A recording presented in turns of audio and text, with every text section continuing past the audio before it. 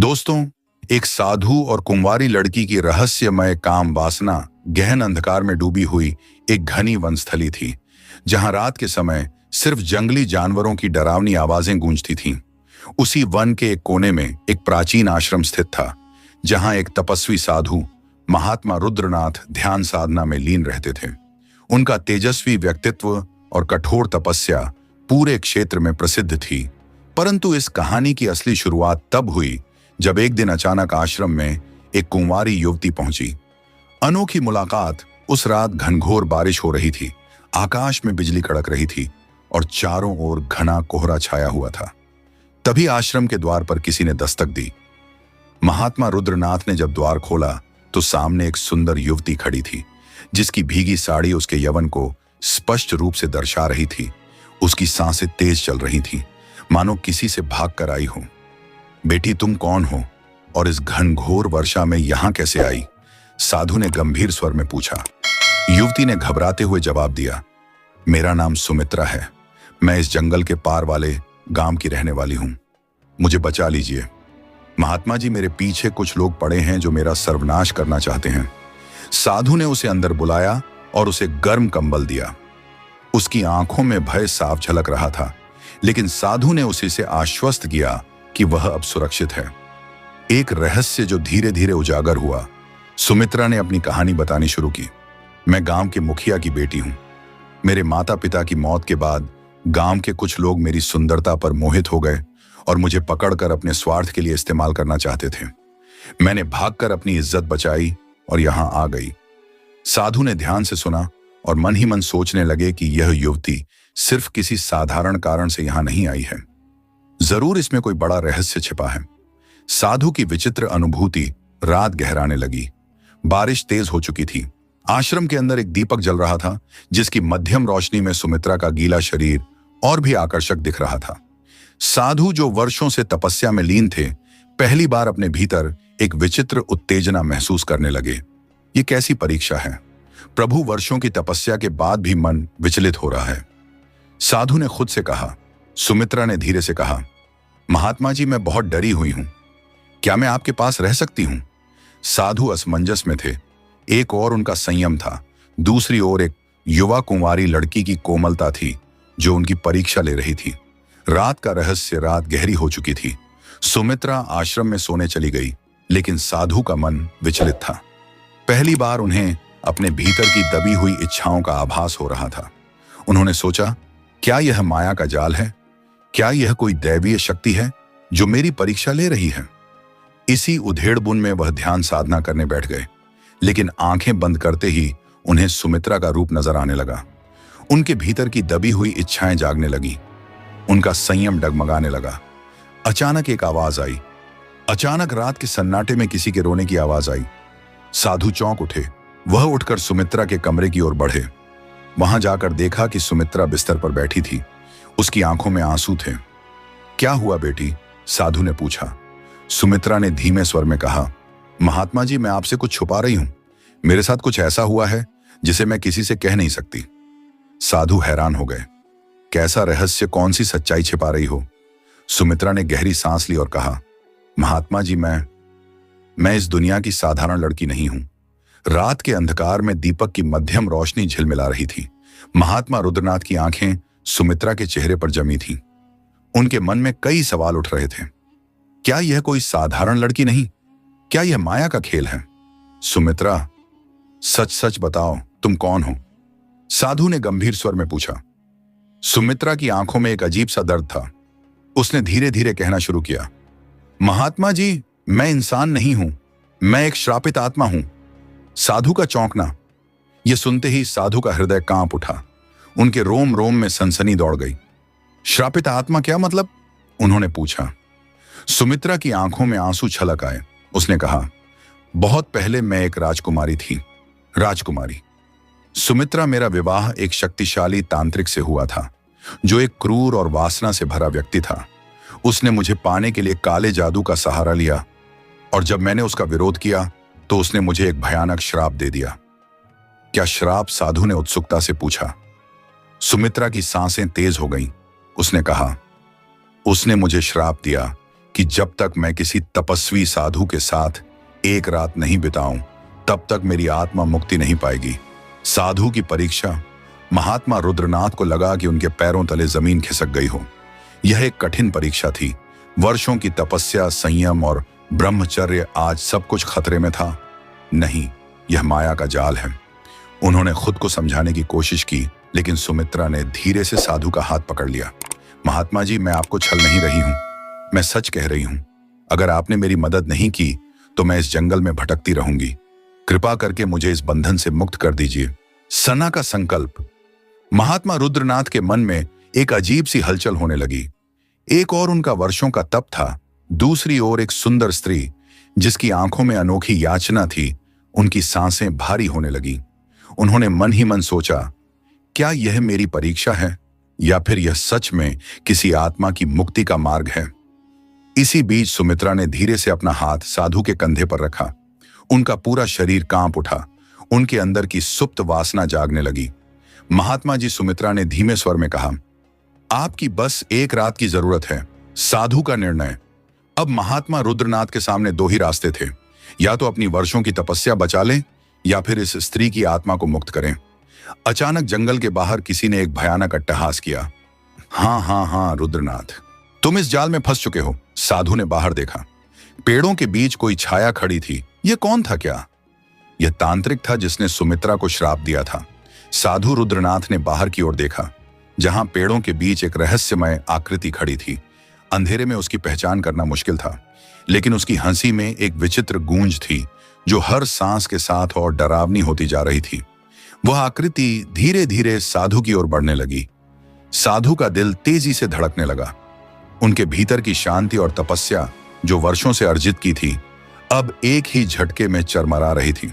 उनकी नजर सुमित्रा पर पड़ी और उनकी आंखों में एक डर का भाव झलका। सुमित्रा, तुम कौन हो? साधु ने घबराहट से पूछा। सुमित्रा ने धीरे से सिर झुकाया। उसकी आंखें एक रहस्यमय आभा से चमक रही थीं। वह चुप रही, लेकिन उसकी शांति और संतुलन कुछ अजीब था। साधु की उत्सुकता और बढ़ी वह रहमयी आकृति अब बहुत करीब आ चुकी थी, और साधु को महसूस हुआ कि यह किसी इंसान का रूप नहीं, बल्कि कुछ और ही था। उसके चारों ओर एक काले धुएं जैसा दृश्य छाया हुआ था। तुम कौन हो? साधु ने फिर से पूछा, लेकिन इस बार उसकी आवाज में एक शंका और घबराहट थी।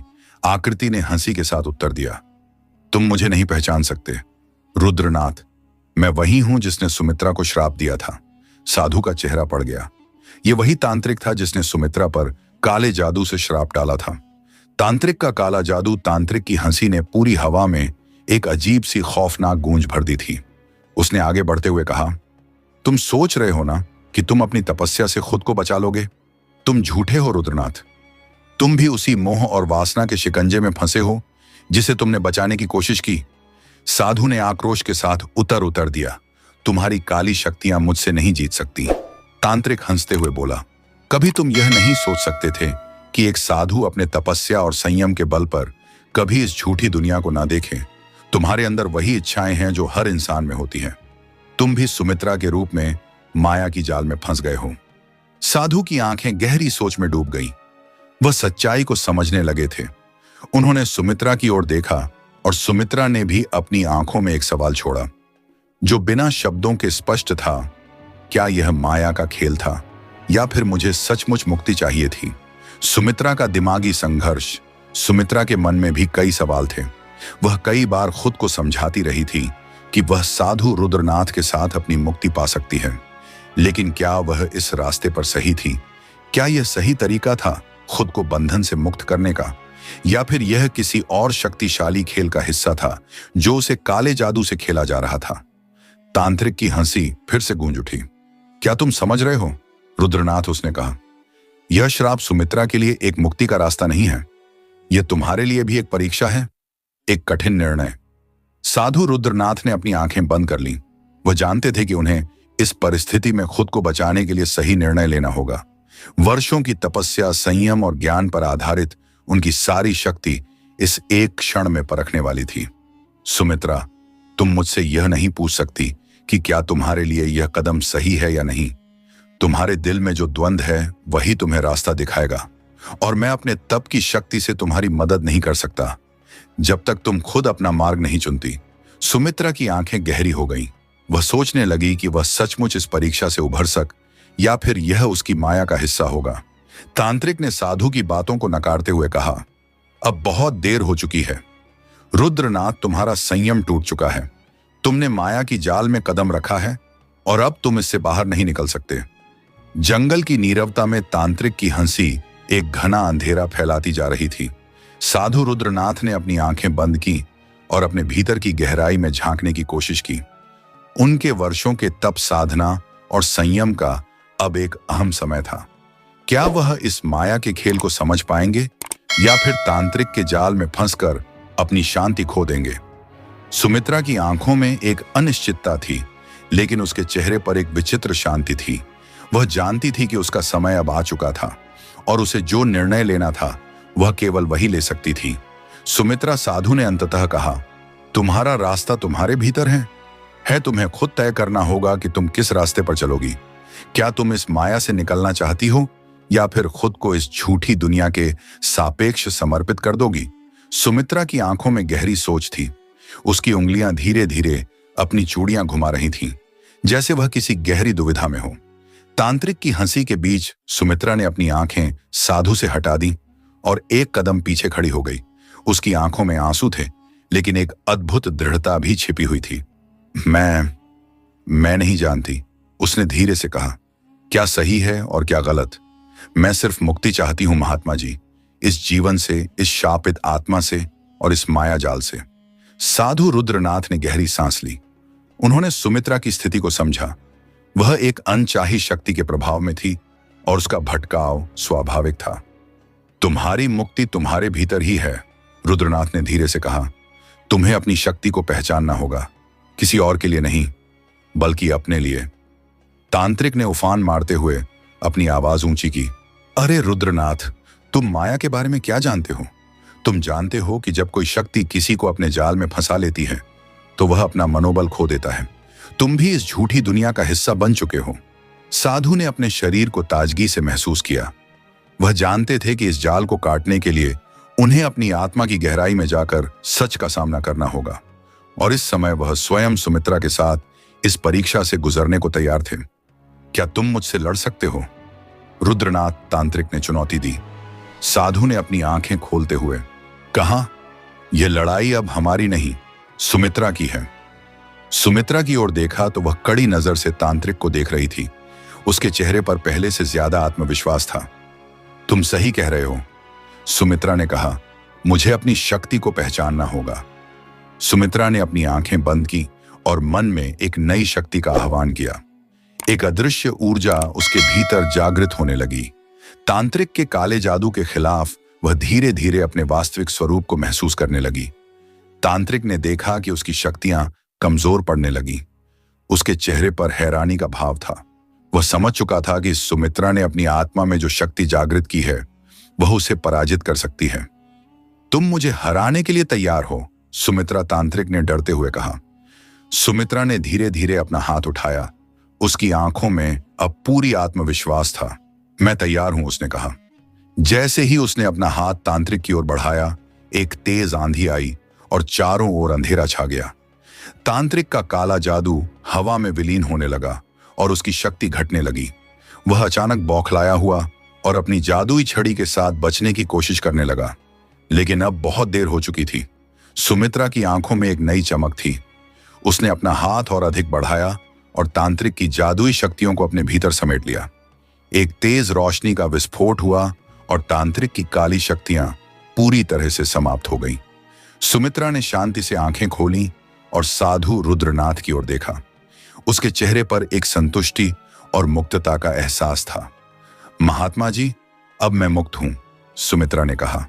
रुद्रनाथ ने सिर झुकाया और सुमित्रा के आत्मबल को सराहा। वह जान चुके थे कि वह सही रास्ते पर चल रही थी। तांत्रिक अब केवल एक दूर क्षितिज पर धुंधला चित्र था और सुमित्रा और साधु रुद्रनाथ के बीच एक अदृश्य कड़ी जुड़ चुकी थी। अब उन्हें दुनिया को दिखाने की जरूरत नहीं थी, क्योंकि सुमित्रा ने खुद को और अपनी को पहचान लिया था। सुमित्रा और रुद्रनाथ के सामने अब एक नया मार्ग था। तांत्रिक की शक्तियां नष्ट हो चुकी थीं और जंगल की गहरी रात अब धीरे धीरे हल्की हो रही थी। आकाश में तारे अब सामान्य से कहीं ज्यादा चमक रहे थे, जैसे मानो सुमित्रा की आत्मा ने पूरी ब्रह्मांड से शांति का आह्वान किया हो। सुमित्रा ने अपने भीतर एक अद्भुत शक्ति का अनुभव किया। उसकी आंखों में एक नई चमक थी और अब वह पूरी तरह से जागरूक हो चुकी थी कि उसकी मुक्ति सिर्फ बाहर की दुनिया में नहीं, बल्कि भीतर की दुनिया में छुपी थी। साधु रुद्रनाथ ने सुमित्रा को देखा और धीरे से कहा, तुमने अपनी आंतरिक शक्ति को पहचान लिया है और अब तुम हर बाधा को पार करने के लिए तैयार हो। ये तुम्हारा समय है। सुमित्रा ने सिर झुका लिया और धीरे से मुस्कुराई। उसका दिल हल्का महसूस हो रहा था, मानो ने अपने जीवन का सबसे बड़ा बोझ उतार दिया हो। वह जान चुकी थी कि अब कोई भी शक्ति उसे अपनी आत्मा से दूर नहीं कर सकती। लेकिन रुद्रनाथ के चेहरे पर एक और गंभीरता थी। वह समझ चुके थे कि अब उन्हें सुमित्रा को इस पूरी यात्रा से परे भी एक नया रास्ता दिखाना होगा। अब तुम्हें अपनी पूरी शक्ति का सही इस्तेमाल करना होगा। सुमित्रा, इस दुनिया में सिर्फ तुम नहीं हो और ना ही हम सिर्फ अपने लिए जीते हैं। हमारी शक्तियां दूसरों के कल्याण के लिए होनी चाहिए। सुमित्रा ने उसकी बातों को गहरे में महसूस किया। यह कोई सामान्य यात्रा नहीं थी, बल्कि एक ऐसे आत्मबोध का आह्वान था जो न सिर्फ व्यक्तिगत था बल्कि सामूहिक भी था। अब उनका लक्ष्य था एक नई दुनिया की रचना, जहां कोई भी अपनी गलतियां नहीं दोहराता और हर व्यक्ति अपनी आंतरिक शक्ति को पहचानने की कोशिश करता। सुमित्रा ने कदम बढ़ाया और रुद्रनाथ से कहा, आप सही कह रहे हैं महात्मा जी। अब मैं इस ज्ञान को और इस शक्ति को दूसरों तक पहुंचा, न कि मैं सिर्फ अपनी मुक्ति के लिए नहीं बल्कि पूरे समाज की मुक्ति के लिए काम करूंगी। रुद्रनाथ ने मुस्कुराते हुए कहा, यह वही समय है जब तुम अपने मिशन की शुरुआत कर सकती हो। सुमित्रा, तुम्हारे भीतर वही शक्ति है जिसे पूरी दुनिया को जागरूक करने की जरूरत है। सुमित्रा ने एक आखिरी बार जंगल को देखा, जहां अंधेरे के बादल अब पूरी तरह से छुके थे। वह और रुद्रनाथ दोनों अब उस शांति की ओर बढ़ रहे थे जिसे वे सचमुच महसूस कर रहे थे। एक शांति जो किसी बाहरी दुनिया से नहीं बल्कि उनके भीतर से आई थी। सुमित्रा ने रुद्रनाथ की ओर देखा और कहा, हम अब क्या करेंगे? रुद्रनाथ ने उत्तर दिया, हम शुरुआत करेंगे जहां से सब कुछ खत्म हुआ था। हमारी यात्रा का असली अर्थ हम अब इस ज्ञान और शक्ति को फैलाए ताकि और लोग भी अपनी शक्ति को पहचान सकें और उस दिशा में बढ़ सके जिसमें हम दोनों बढ़ रहे हैं। दोनों ने अपने कदम आगे बढ़ाए और उनके पीछे वह जंगल, वह अंधेरा, वह तांत्रिक और वह सब कुछ जो उन्हें परेशान करता था धीरे धीरे समाप्त हो गया। अब उनका लक्ष्य सिर्फ एक था, शक्ति का सही उपयोग और उसकी गहरी समझ। वह यात्रा अब केवल एक दो लोगों की नहीं रही, बल्कि एक ऐसे आंदोलन की शुरुआत थी जिसे पूरे संसार में फैलने का समय था। तो दोस्तों, अगर आपको हमारी यह कहानी पसंद आई हो तो इसे लाइक जरूर करें। साथ ही अपने विचार हमें कमेंट के जरिए बताएं कि कहानी आपको कैसी लगी। आपकी राय हमारे लिए बहुत महत्वपूर्ण है। अगर आप किसी खास विषय पर कहानी चाहते हैं तो हमें कमेंट में जरूर बताएं। हम आपकी पसंद का ध्यान रखते हुए अगली कहानी लेकर आएंगे।